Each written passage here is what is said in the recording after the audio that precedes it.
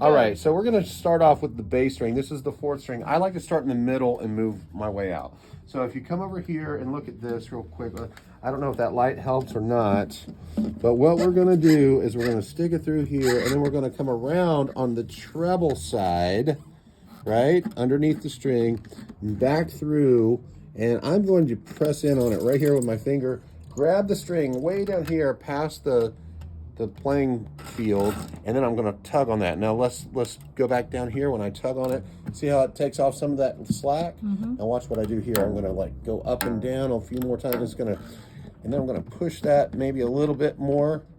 And that right there, I can let it go and it's still going to be fine, which is great. It's got enough of a kink in it to where it's not going, it's going to behave.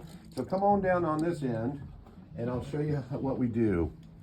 So for the bass strings, we come through here and we want to put about a hand's width of space, about 7 or so inches or whatever.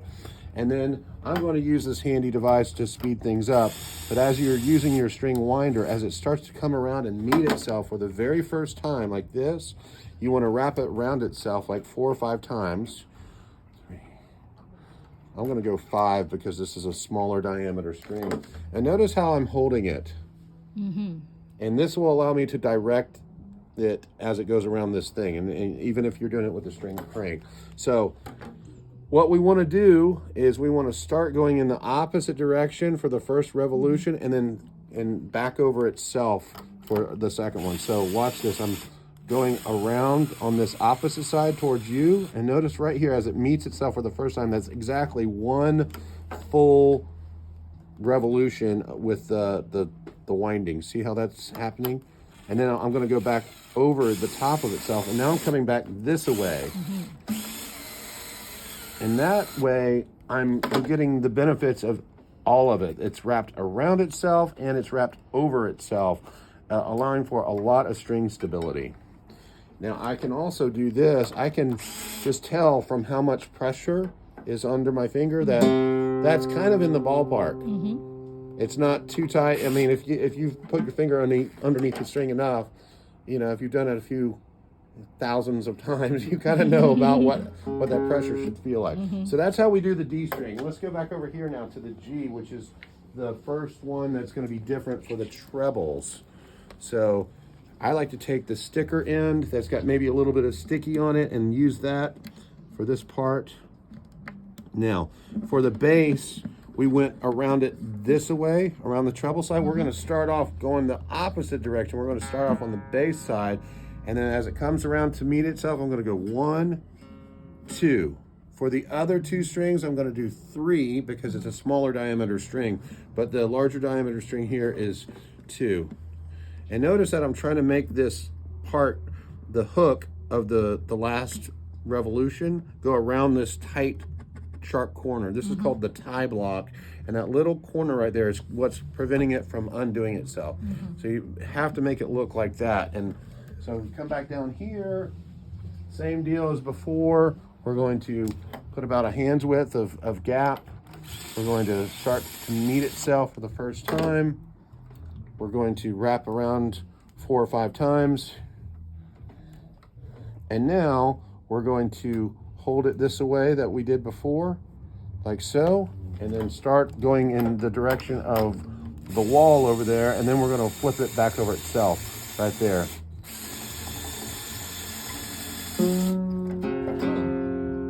Now this is too low, but that is a perfect fourth. It's just probably a whole step too low. And that's how you just keep repeating that on both directions, and maybe we'll get a picture of it at the end to show you what it's like, okay? Awesome. All right. So again, this little handy device, really, this little string winder makes it a very fast.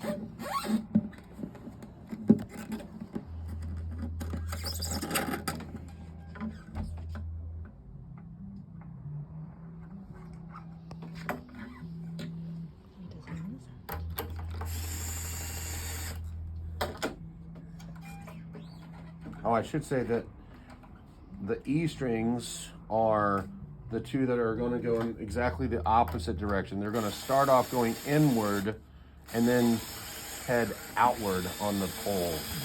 And the reason being, notice here that the A string is almost going straight back. The D string and the G is going to have to be V'd out a little bit, but all four of these strings end up heading this way. But the E's head outward just because of where we're trying to make the strings go straight back as possible. That really helps out with tuning stability. Alrighty? Sounds good. So,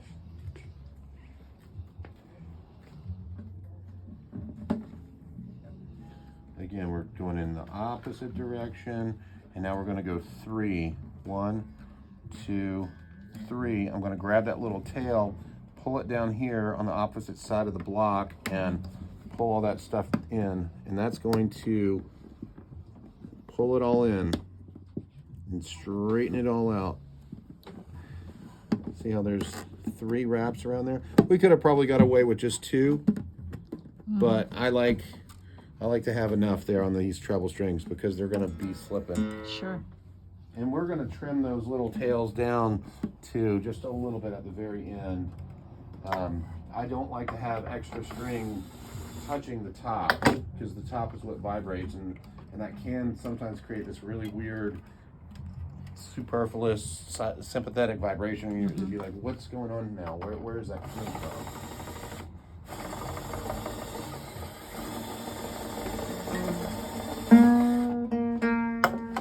Cool. Now you can hear it slipping almost immediately. So the bass strings are going to settle with their tuning within about a few days, but the treble strings are going to continue to slip for a good week or so. And that's another reason why classical guitarists like to only change out the bass strings, because if they're about to play a concert, they can put bass strings on the day before and it will be fine by the concert. But if they put new trebles on, it's going to be a tuning nightmare of a concert, and they're literally going to be, it's going to be going out of tune on every single tune, and you'll just lose your focus, and you won't have a good performance just because of that one thing is a new variable to contend with in front of a crowd. So it's always good to. So you want to watch this? Yeah. I guess you're still taping. I'm still taping. I thought you were going to be finishing. No, but that's fine. no. It's all good. So I'm only going to do well like, say 3 wraps on this because you want about 1.25 inches or so of space. Once you get the wraps to about there, that's going to be the equivalent of like 1 full wrap around the pole. So as we go here, we're going to start towards that direction, the opposite direction, and now we're going to flip it back over itself. See how that worked? And then boom, I'm still holding it nice and tight, and that's actually higher than what it needs to be. And last but not least, we're getting the extended video here. We can Yeah, might as well say entire restringing process. Yeah, why not? So, and again, we would normally go this way. We're going to go around this way on the bass side to start off with, and then as we're wrapping it around itself, 1, 2, 3, really tight. We're going to pull this on the opposite side of the tie block. It's got a definitive loop in it right there that we want to pull out. Get that nice and tight, like so. And the last.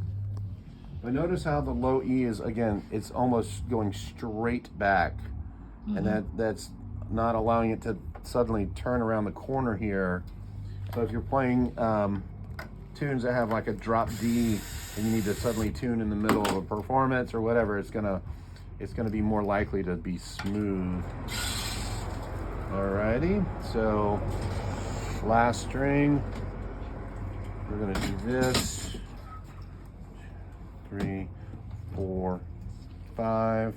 I'm just going to go ahead and do 6 on this one because it's such a small diameter string. Again, we're going to start bringing this towards U for the first revolution, and then back over itself like so, and then we just go to town with it. Yep. And there you go. Fantastic. All right, thank you so much.